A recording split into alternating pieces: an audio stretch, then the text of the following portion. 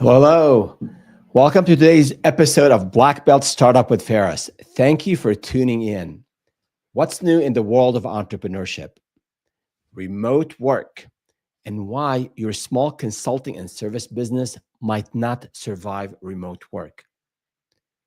Have you ever had or have you ever made a decision that feels like jumping off a cliff, hoping you'll grow wings on the way down? Well, that was me with remote work. Back in 2013, remote work wasn't cool. It wasn't a perk. It was this weird, risky move that made people nervous. But I had a choice: either lose some of my best people, two senior consultants, because they had to move to be closer to their parents, or figure out how to make this work from anywhere thing actually work. And I know a lot has been written and said about this topic, especially for bigger companies and now for the federal government, but a lot of it doesn't really relate to you, the small business owner. And let me tell you, we did not get it right at first. It was really messy. We tripped, we hit a bunch of walls. And then, if you're a business owner trying to make remote work, you're probably feeling some of that right now. Whether you're trying to hire a contractor or a full time employee across some time zones or across different oceans, you are going to run into some issues. And it's not just you. This is the hard truth. 16% of companies, that's worldwide, are fully remote. And it sounds promising that they're fully remote, but on the flip side, 56% of remote workers say that they are struggling with collaboration and communication. And then over 40% of new remote employees, they feel unsupported. And that, of course, is going to cripple a growing business before it even takes off. So that's why so many early stage businesses like yours, they don't survive remote work. They have issues in delivery, they have issues in pricing, they have issues in creating a culture, a great culture for with their team.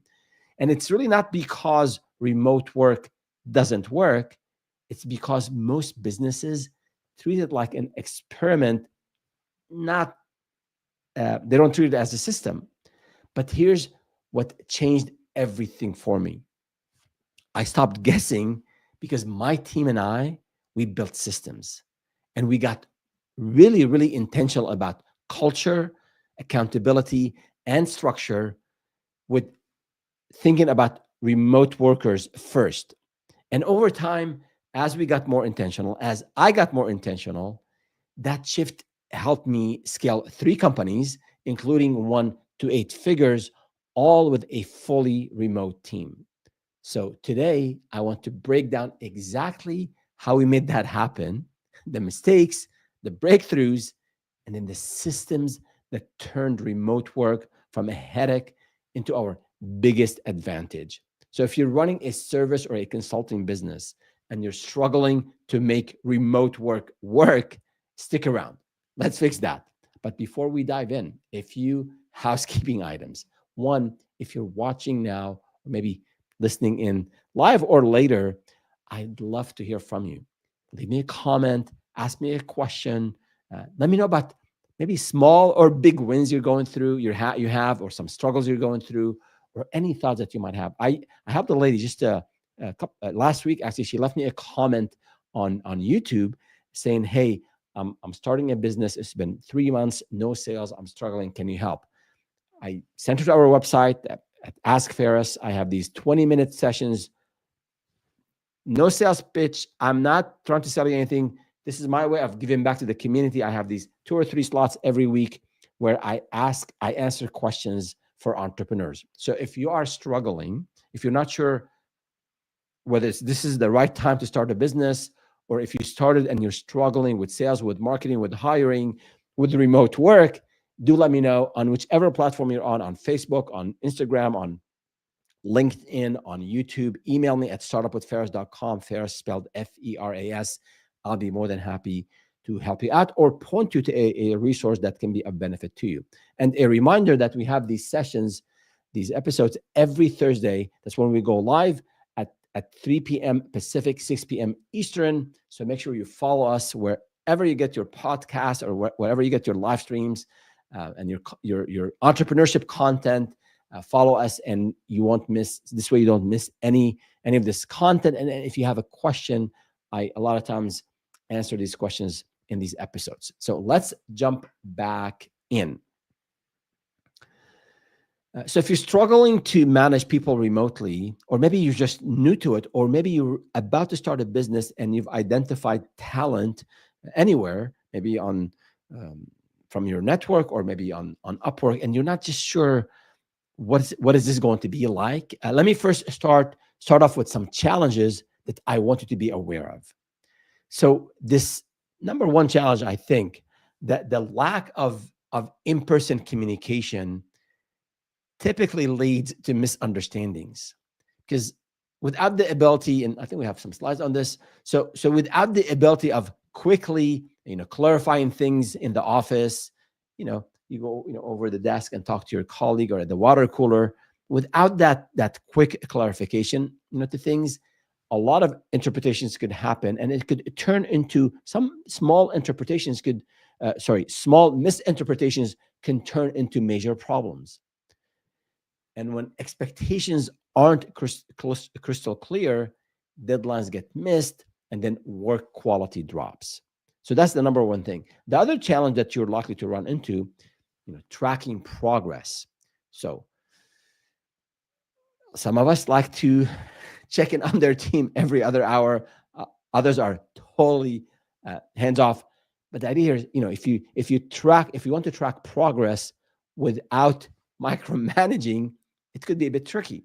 So depending on your style, on your personality, you have to find a balance between micromanaging and giving people room to breathe and to be creative. So that balance is really important. So there has to be some oversight. There has to be some way to hold people accountable. And there obviously you want to allow people to have some autonomy. So this way they can be creative and help you and help themselves succeed. We'll go over the how in a second, but I'm just highlighting some of the challenges I face myself, and I hear from founders who are building remote teams. So the third challenge is we talked about communication and lack of in-person communication that could lead to misunderstandings, and then we talked about tracking progress without micromanaging, and then the third one is about creating a strong company culture that when people are not next to you, when you're not going out to lunch with them, and when you're not maybe socializing with them, that takes effort, because culture isn't built in Slack messages or on occasional Google Meet or Zoom calls. Without a conscious effort to foster engagement, remote employees can feel disconnected, which will obviously lower morale and will also cause some, you'll have some retention issues on your hand. So there are three main factors that will make remote work succeed and help you overcome the challenges that I just mentioned. I'll go into each one of them in more detail, but here they are. One is clear expectations. It ensures clear expectations ensure everyone knows their role. 2, strong communication keeps everyone aligned. And 3, trust and accountability drive performance. And research shows that remote workers are 13% more productive than in-office employees. This is by Forbes, but only when they have clear goals and accountability and they have some sort of structure in place. So, which is what I want to go over next. So, and let's just make sure if you have any questions, any comments. If you're, again, listening in live now or on whichever platform you're on, leave us a comment or send us a question, and we will be more than happy to answer it before the end of this session. Establishing, so the first way, that really the key element, major factor here in helping you set up a remote work structure or culture that works well for you, it is establishing clear expectations for your remote teams. You need to have some structure. Without structure, confusion takes over. So I want to give you examples on how to set clear expectations. So instead of telling someone, um, I wanted to increase sales. Let's say that's your OKR, your goals, your objectives. We use in all of my companies, we've used OKRs, objectives and key results. So I have this objective by the end of the quarter, and I have these key results that I want to track between now and then. So let's say in your goal here, when you're setting that up with a salesperson that you've hired and they're remote, instead of telling them, "Hey, I want you to increase sales," or if you're hiring a customer success person, "I want you to improve customer service," that's just too vague. A better structured goal setting framework like OKRs, or you could use any other goal setting framework. It really doesn't matter, but be specific, be concrete, have make it time bound, and give them a little bit more guidance and specific. So, for example, instead of saying improve client onboarding, right? When you have a new client, there's a process to get people onboarded into your systems. Say increased client onboarding efficiency by 20% in the second quarter. That's much better and much more concrete and much more trackable and measurable than saying improve client onboarding. The second part is um, you can say, for example, that's the goal. We want to increase our efficiency by 20%. We want to break it down into measurable key results, OKRs, objectives and key results. So create 10 onboarding tutorial videos and reduce onboarding time from 10 days to 7 days. So again, use whatever makes sense for your service, but the idea is to be specific with your objectives. And when you have this team member who's remote, who's not talking to you every other day, maybe he doesn't see you during lunch or during breakfast or during breaks, or you and he are you and she work in different time zones. So clarification of these expectations doesn't happen on a regular basis. So from the onset, from the get-go, make sure you have your OKRs defined for this individual, so they know what they know their target, and they can figure out how to get there. Hopefully, with your guidance as well. So that's one. The other thing is creating a detailed project roadmap for everything that you're doing. So we talked about having OKRs, objectives, and key results, but also I think specific milestones, specific deadlines, even for internal projects. That is really important. If you want certain things done, for example, today I was speaking with one of my colleagues about posting on social media. So we agreed to a cadence. We want to post twice a day on the specific platform. Then they know exactly what the cadence is. They know by the end of the week that we should have 14 assets published on this platform, right? That's very, very clear for them. Our goal is to increase our fan base or our followers and our, increase the size of our community. That's all great. Now we're breaking it down and we're giving them weekly milestones and specific deadlines to work with. Also, I think identifying responsibilities so everyone knows who owns what, especially when your work or the work of the remote worker depends on the work of other team members. And this gets really worse when you have different time zones. I'll talk about this in a few minutes, but making sure everyone knows their responsibility when it comes to delivering this project, again, internal projects or external projects. And then making sure everyone who is remote has access to the tools and resources needed to complete tasks effectively. In a lot of businesses now, we're all using some form of, email, Gmail, Google Workspace. We're using task management tools. I'm hoping that you are. I use Notion here. I use Slack with my team. We use, obviously, I always talk about Gmail workplace. So those systems, if you use them properly, they allow people to collaborate, and there are ways to share resources. So keep making sure, if your team member who is remote need access to certain things that are only available for the team in the office, make sure that they have that access. Just like if someone is next to you, that's really important, and it's important to keep that top of mind. Now, the third factor here is that's really important, is from the get-go, when you hire people, when you bring people to be part of your team, full-timers, part-timers, freelancers, it doesn't really matter. You want to agree, have an agreement, have an understanding of the work schedule. So things like hours of the day, and then days of the week and days of the month, in terms of holidays, in terms of the schedule during the day. If you have people on the West Coast, in my case, and I have team members on the East Coast, I have some team members overseas for different businesses. So there has to be some overlap window. You can be 100% asynchronous. I've seen it where it's done, but I think it's more effective, it's more productive when there's some overlap window between team members who need each other, because there's so much you can do more efficiently with a quick 5-minute call than a long email thread going back and forth between yourself and your team member across the ocean. So having a common calendar in terms of um, the hours of the day, the work hours, and the overlap, and then also in terms of response time.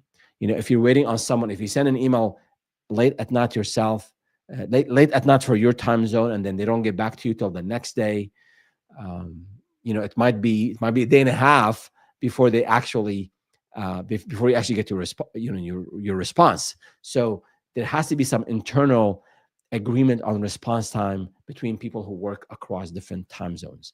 So it's really a good practice, I think, to have when you hire people, ahead of hiring them, put that in the job description, so there are no surprises. And then also allow, take care of your team. uh, it's not, the idea is not to see if they showed up at 9 o'clock in the morning and they're online. That's just not a good way to manage and lead people. You lead people by outcomes. You lead people by making sure they're delivering on what they committed to deliver, but making sure that there is this window where people can talk real time, can share. They can go maybe on a Google Meet and share screens, and just sometimes like brainstorming is best done when they're people come prepared, and they do it real time. So having a good understanding of the hours of the day that people work, and also there's a bit of an overlap, and then also holiday schedules. The more you can align holiday schedules, and some people might have to make some sacrifices depending on where your clients are, especially if they're like client facing requirements. Those all have to be agreed on and set up, set up early on in your engagement with when you're interviewing and hiring people. Good. uh, Next is some effective communication strategies for remote teams. So it's more, communications isn't, it's more than just sending an email or sending a message on Slack. A lot of times people misunderstand emails, and emails is not the best medium to express a lot of feelings. So I think between you and your team members, you want to make sure that you want to keep the communication clear and efficient, and clarify, as a business owner, as a leader, clarify which channels are used for what purpose. So, for example, Slack is, it doesn't have, I don't get any kickbacks by mentioning Slack or Google Workspace. We use this, and I use them as examples. Whatever worked for you. If you're like a Microsoft Office person, use their system. If you use third party systems, that's totally fine. But if you use Slack, it's great for a lot of things, including quick informal updates. You have a lot of people maybe who are working on a specific project or a specific area of marketing. You have a channel, you're sharing information asynchronously. It helps a lot. Then email could be more elaborate. Maybe you have more to say. You don't need like a response right away. So set these guidelines that work for you and for your team. There are no, I think, hard rules on what Slack is better for, what email is better for, but you as the founder, you as the leader, you as the manager, put some general guidelines on how each technology used, how each communication channel should be used within your team. Excuse me. And then one thing I would definitely highlight is using video. Not just, I'll talk about having video on, but things like Loom videos, or potentially now you can do this with, if you have a bunch of software out there to help you record your screen and just go over a concept. So if you're going into a maybe a brainstorming session and you want your team, you come up with an idea that is a bit maybe uh, complex, maybe you just spend 3 4 minutes explaining your assumptions and the considerations that you took into coming up with a specific decision, and share that. Give people ample time. Don't share just 3 minutes before the meeting. Give it to them maybe a day ahead. Say, please, ahead of the meeting, spend 3 minutes, reviewing this. So at Amazon, according to what I've read, Jeff Bezos, in their meetings, they don't like slides, maybe because slides are produced by Microsoft or by Google. But no, they jokes aside, they allow time for people to come and have a document that people read, and then they engage in a discussion. I'm not sure if that's still the culture, but I think providing information ahead of time is always helpful for meetings. So number one, as we said here, is in terms of clarifying how to keep communication clear and effective, clarifying which channels are used for what. Number two is setting up structured check-ins. So that's really important as well. It has worked well for me with my team members. We have sometimes weekly, sometimes we have bi-weekly, sometimes we have monthly, depending on the support that I need or maybe my team members need. So without some sort of systematic or structured way for keeping in touch with your team, remote employees can feel disconnected very quickly.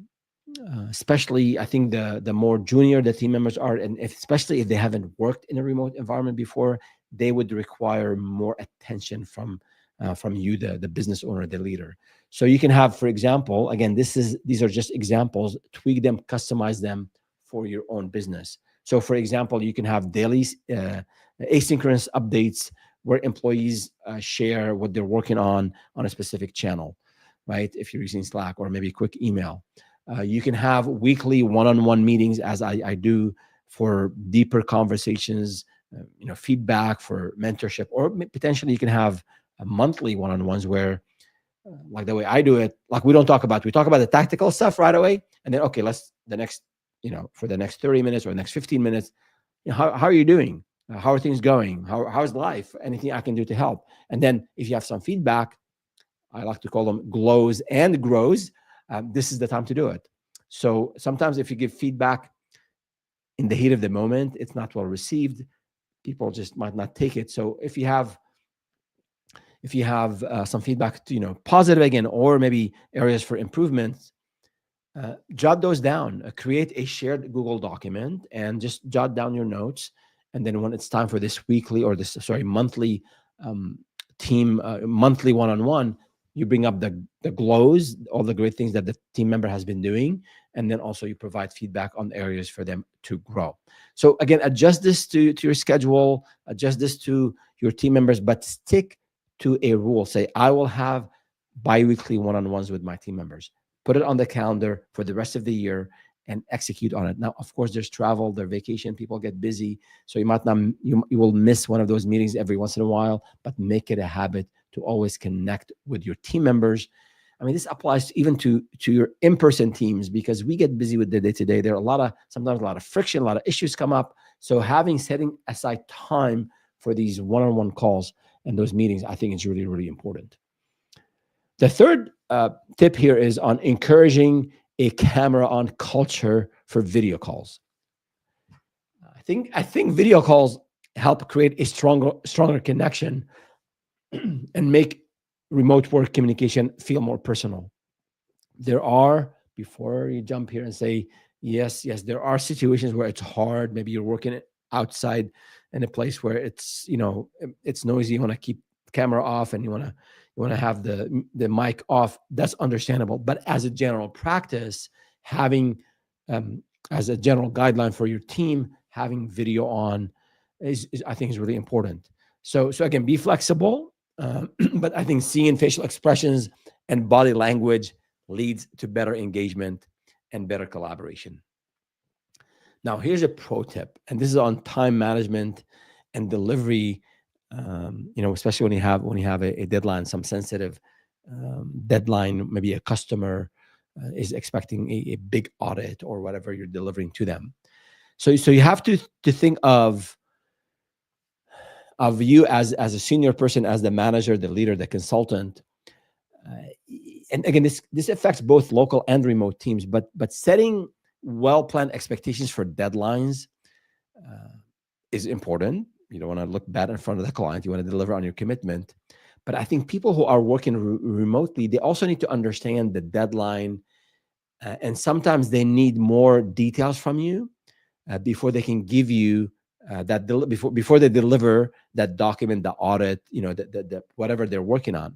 So without, I think, having, we talked about culture earlier, without supporting the team, without creating that sense of accountability and trust, of course, and giving people leeway to work and be creative. If you don't have that strong culture of commitment, when you have people missing information, or they have people depend on other people's work for them to do their deliverables, I mean, you'll run into a lot of issues when you have when you're driven, when you work when you have deadlines for customers. So it's like it's easy for people to wait on someone else to let them know. It's easy for people to, I couldn't do my delivery because I don't have access to this drive. It's easy for people to say, this information wasn't clear for me. And when you have remote workers, especially across time zones, like when you lose half a day, this could be it's half a day. You can't just go over to the next cubicle and ask someone, hey, I'm waiting on you, it's 5 o'clock, end of day, I'm going to be working on this later tonight, give me what I need. If it's your 5 p.m. and the remote worker that you rely on to give you what you need, it could be 3 a.m. their morning, right? Or it could be 10 p.m. their time. So having that culture of, again, that trust, that culture of where expectations are clearly set, are clear and set, and then when we understand who's doing what for a project, as we said earlier, all of those will help you meet your deadlines. And even if you're relying on 4 or 5 different team members, across the country or across the world. So that is on these effective ways to improve, to keep on how to keep your communication clear and effective. Moving on here, and we have about, I think, maybe 5 more minutes to go here, and on building trust and accountability, as I said earlier. And again, this is not really by micromanaging or by tracking hours and tracking when someone is online. I mean, overdoing this will lead to frustration.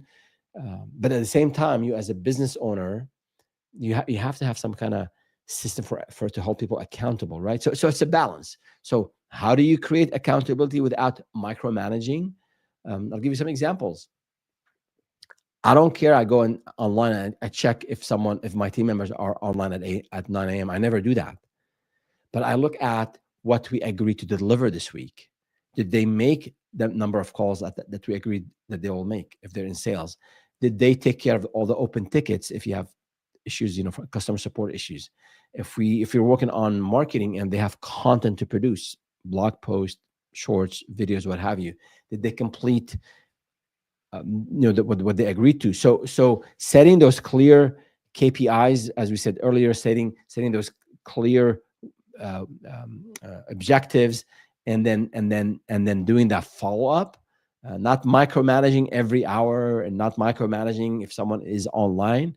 That is going to help. The other thing is, I think, using technology, and I always say this: technology is only part of it. We need technology. We rely on technology heavily, but you want to use it. You want to train people on using it. You want to lead by example as a business owner in leveraging all the technology that you have, and use asynchronous methods and check-ins instead of, again, having to do things manually. So if we use Notion, for example, you can have, if you're using ClickUp or Basecamp or any of these systems, if there's a mechanism to automate handoffs, to automate when someone, or maybe that would be a manual piece, like I'm done with this, then I'm going to hand it off in Notion or in ClickUp or in Basecamp and say, this is the next person who takes on this deliverable. I mean, those asynchronous ways of keeping everyone updated on progress on task, I think is really important. And then always have set up maybe bi-weekly or maybe monthly review meetings on your processes to make sure that they are still efficient, they are still working well for all your team members. A lot of times when we start to hire, it's funny in business, when you have maybe 2-3 people, things work, and then you start to add a couple more people, and everything that was working stops working, because you start to take a role from someone who was doing this role and maybe 3 other roles, and you start to branch out roles from people to other team members, right? So that creates you always have to always examine and re-examine your processes, your checklists, your templates, as you add more team members, or as you take on bigger projects. These checklists, these processes worked well for a phase of your business, and as you grow, you have to revisit them. And again, if you're hiring remote and you've never hired remote before, make sure the process you have works well for them as well. The other one here about trusting, building trust and accountability, and having this culture of people caring about the business, is you want to give ownership, not just tasks. I mean, delegating isn't about assigning work. It's about trusting your team members that they will take full ownership, instead of instead of saying, do this report, I want it by 5 p.m. I said, you're in charge of our client's success inside this quarter. I want you to develop a system of tracking the customer, the feedback we get from customers, and then I want you to report on key trends. And if you're stuck as you're developing this report, come to me. I'm more than happy to help, or speak with such and such. They are the expert on this topic. So again, give ownership, allow people to be creative, and make yourself, or maybe another subject matter expert, available to support this person who has been now given the ownership to deliver their project. So I want to wrap it up with a quick list of some tools that I think will help you do this whole remote work and also delegation, do it in a seamless way. I won't list all the tools. There's so many. I covered some earlier on in this episode, but I'll mention the categories of tools that you want to make sure you have in your workflow in your business, and always checking for new technologies that help you automate things, make things more efficient. So and research shows that companies who use remote collaboration tools, they see 25% faster project completion, and also 30% higher productivity. This is by McKinsey. Yes, McKinsey, big companies.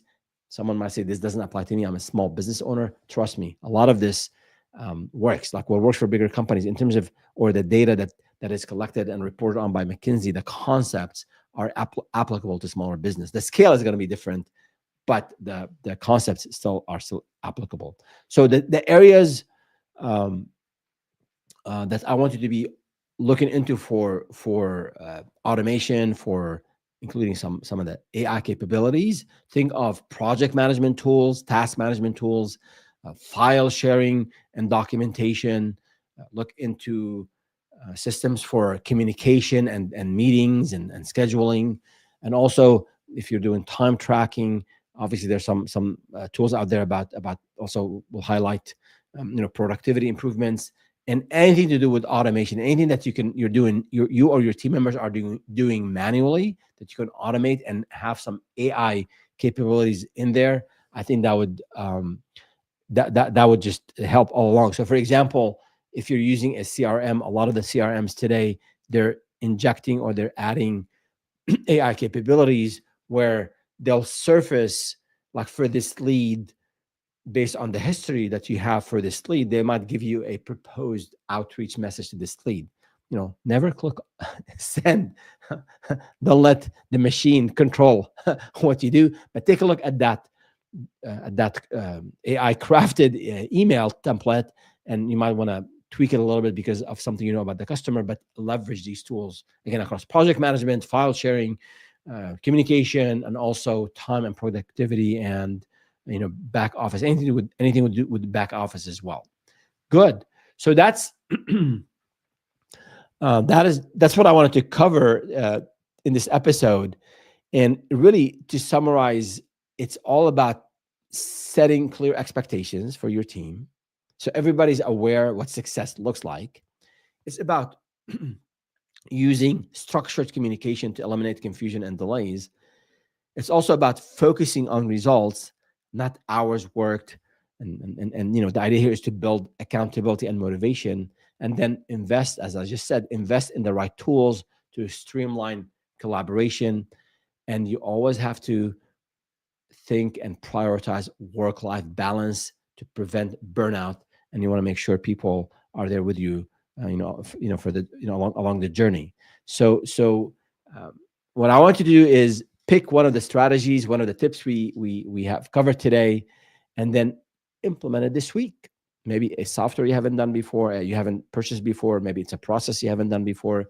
Maybe you haven't set up those one-on-one calls with your team.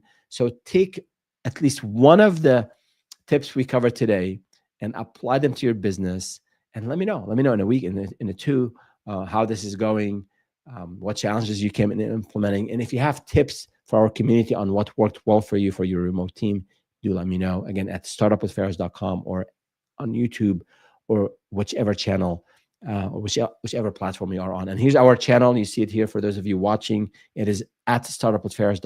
At startupwithfaris on YouTube, and Faris is spelled Feras. Or if you go to startupwithfaris.com, you can also see, you can read all the articles we publish on entrepreneurship, and you can sign up with our for our newsletter. Now, before we depart, our training and coaching program, Black Belt Startup, and you can find it at blackbeltstartup.com. It is a complete curriculum to help entrepreneurs who want to start a business, or they started and they're struggling. So we talk about every pillar of a business, from vetting your business idea to business planning to sales to marketing to hiring, you name it. And we include if you sign up for that membership program, we include a personalized roadmap, and we also have a one-on-one coaching session with me, so I can go into the specifics of your progress and what the challenges that you're facing are. And then we do have weekly office hours where you can come in and come to me with your questions, and we address those questions, and you'll benefit from the community. So check out our training and coaching program. It is based on timeless, time-honored principles in martial arts and in business. And again, there's no long-term commitment. You sign up month to month. If you're getting the value, you stay. If you're not getting the value, you are welcome to move on. And we do offer for our podcast and live stream community members, we do have a 20% off on all things, all the products you see on Black Belt, blackbeltstartup.com. Just enter the code BBSU20, BBSU20, and you'll get a 20% discount. That is it for today. Again, thank you so much for tuning in, and we'll see you next time.